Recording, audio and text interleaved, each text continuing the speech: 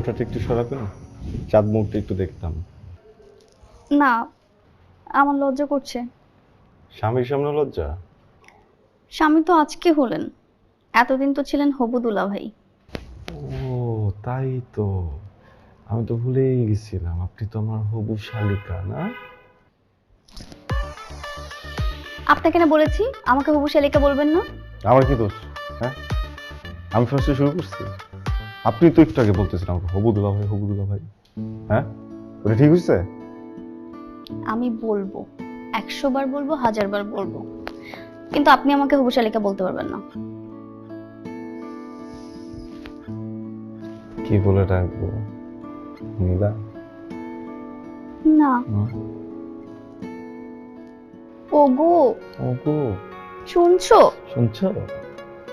বউ, বউ, বাবু এগুলো বলে ডাকবেন। বাবু।